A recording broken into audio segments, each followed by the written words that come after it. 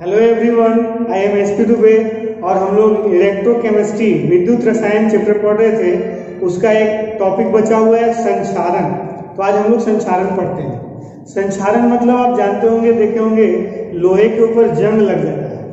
इसी तरह से और भी धातु हैं जिनका बाहर का जो परत है वो धुंधला हो जाता है, यानी उनके परत ऊपर बाहर पे कोई दूसरे पदार्थ का परत जमा हो जाता है। तो किसी धातु के बाहरी सतह पर अवांछित पदार्थ के परत जमा होने के प्रक्रम को संक्षारण कहते हैं। वही लिखे हुए देखिए, धातु के सतह पर वायुमंडलीय गैसों एवं नमी से अभिक्रिया द्वारा अवांछित पदार्थ का परत जमा हो जाता है, इसे संक्षारण कहते हैं। एग्जाम्पल, लोहे पर जंग लगना सबसे कॉमन एग्जाम्पल है। संक्षारण एक विद्युत रासायनिक प्रक्रम है। विद्युत रासायनिक प्रक्रम का मतलब इसमें रासायनिक अभिक्रिया से विद्युत धारा उत्पन्न होता है। अब लोहे पर जंग लगने के दौरान कौन सा अभिक्रिया होता है, इसको देखिए। लोहे पर जंग लगने के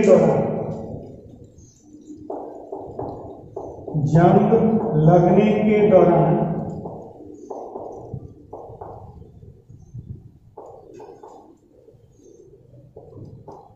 निम्नलिखित अभिक्रियाएं होती हैं।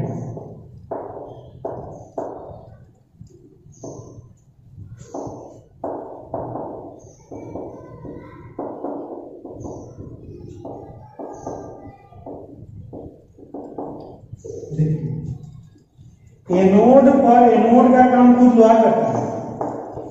एनोड पर लोहा जो है, Fe जो है, ये इलेक्ट्रॉन दे करके Fe2+ बनता है। लोहा एनोड का काम कर रहा है। अब जब इसके संपर्क में वायुमंडलीय गैस या नमी आता है, लोहा के संपर्क में जब नमी आती है तो कैथोड का काम करता है वह नमी और वायुमंडलीय गैस।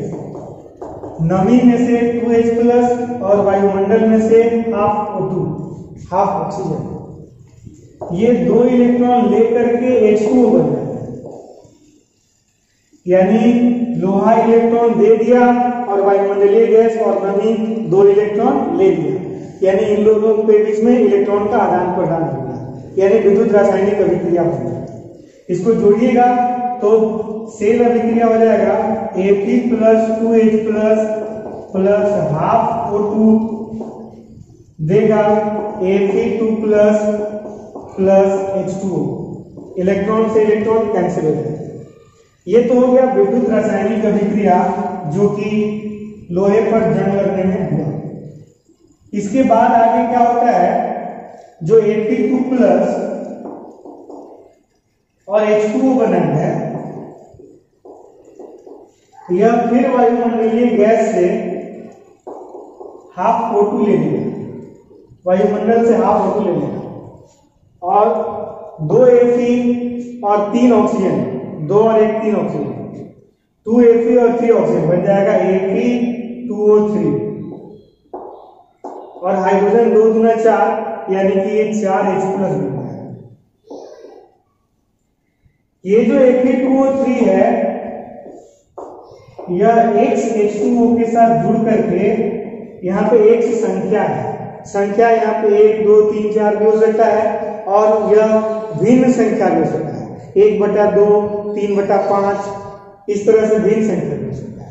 तो Fe2O3 और XH2O मिल करके Fe2O3 × XH2O बन जाता है, जो कि जंग का रासायनिक सूत्र है। यही है जंग, यही रस। तो लोहे पे जंग लगने के दौरान यही अभिक्रिया होता है। तो ये है विद्युत रासायनिक सेल के ही अंतर्गत आता है, ये भी आप देखेंगे, इसको याद करना चाहिए। इसके बाद हम लोग थोड़ा सा देख लेंगे कि जंग लगने से रोकने के लिए क्या क्या उपाय किए जाते हैं। पहले इसको देखिए।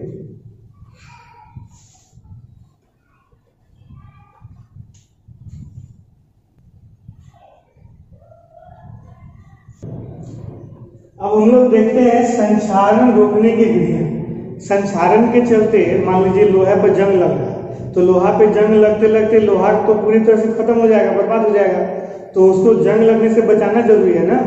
तो लोहे पर जंग लगने से बचाने के लिए क्या क्या उपाय कर सकते हैं। आप लोग देखते होंगे नॉर्मल लाइफ में कि सबसे सिंपल है जो आप देखते होंगे, पेंट कर दिया जाता है, लोहा के ऊपर पेंट चढ़ा दिया जाता है, ग्रीस लगा दिया जाता है, ऑयल लगा दिया जाता है, ग्लिसरॉल का लेपन लगा दिया जाता है।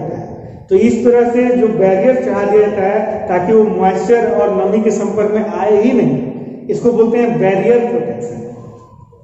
तो इसका पहला मेथड है बैरियर प्रोटेक्शन। बैरियर प्रोटेक्शन, इसका हिंदी क्या होगा? बैरियर लगा करके रक्षा करना, बैरियर ही रखिए।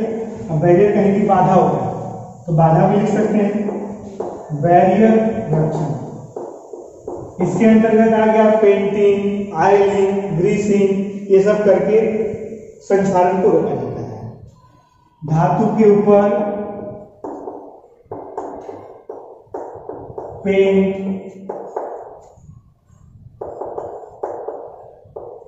या ग्रीस या ग्लिसरॉल का लेप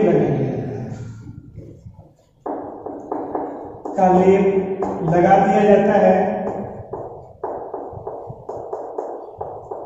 जिससे कि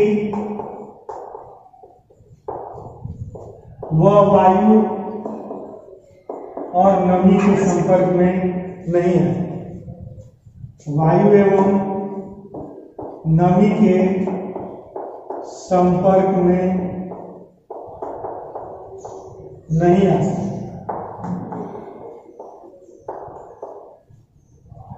दूसरा होता है इसका गैल्वेनीकरण।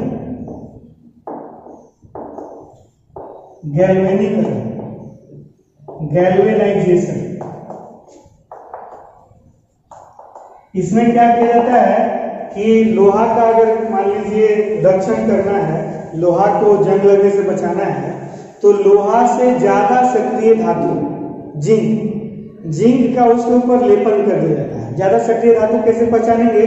तो विद्युत रासायनिक श्रेणी जो आप लिखे हैं, उस श्रेणी में जो नीचे है वो ज्यादा सक्रिय है और जो ऊपर है वो कम सक्रिय है। तो लोहा से नीचे का धातु होता है जिंक, तो जिंक का उसके ऊपर लेपन कर दिया जाता है, जिंक का लेप चढ़ा दिया जाता है। अधिक सक्रिय धातु,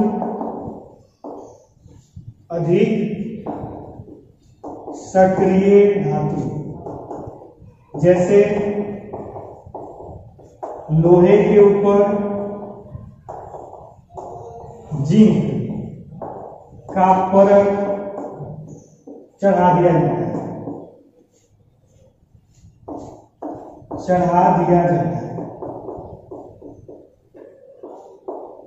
इससे क्या होता है कि जब मॉइस्चर के कांटेक्ट में आएगा तो जिंक अभिक्रिया कर लेगा, क्योंकि ज्यादा सक्रिय है और लोहा ज्यादा सक्रिय नहीं है, तो जिंक अभिक्रिया कर लेगा और लोहा को बचाए रखेगा। जब तक जिंक है तब तक जिंक अभिक्रिया करेगा, जब जिंक खत्म हो जाएगा तो फिर से लोहा अभिक्रिया करना शुरू कर देगा। तो जिंक उसको तब तक बचाता है जब तक वो है।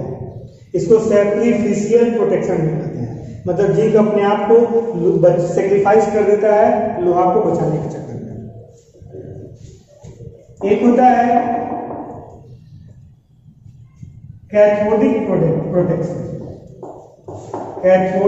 प्रोटेक्शन, ये भी वही है, गैल्वेनाइजेशन जैसा ही है। कैथोडिक रक्षण,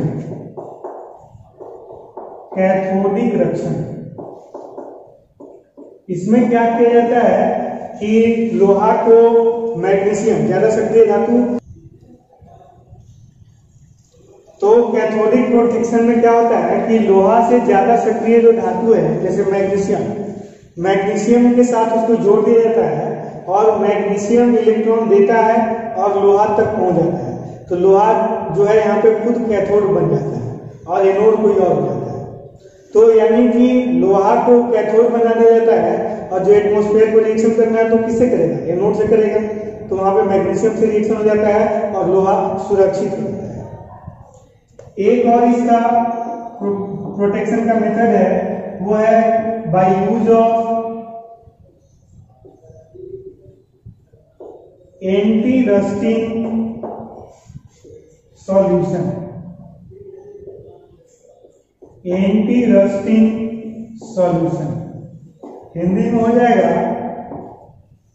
संक्षारण रोधी या जंग रोधी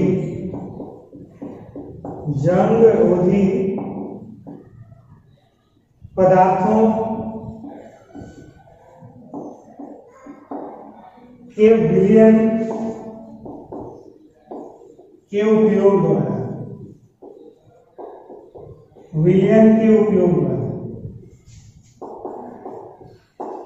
इसमें क्या किया जाता है कि कुछ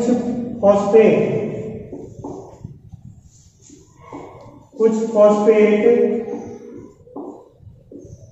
या क्रोमेट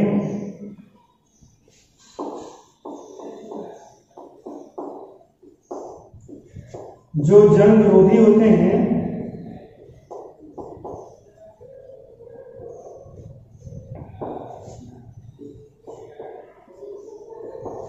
धातु के ऊपर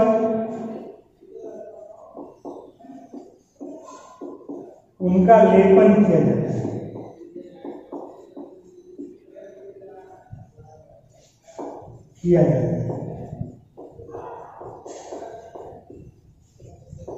तो ये सब कुछ विधियां हैं जिनके द्वारा हम लोग जंग लगने से बचा सकते हैं, संक्षारण से बचा सकते हैं। तो इसको भी आप नोट कर लीजिए, एक बार पढ़ लीजिएगा, याद हो जाएगा। और ज्यादा संक्षारण का डिफिनेशन और जो रिएक्शन हुआ था वो इम्पोर्टेंट है, लेकिन ये भी याद रखिएगा, कभी कभी एग्जाम में आ जाता है।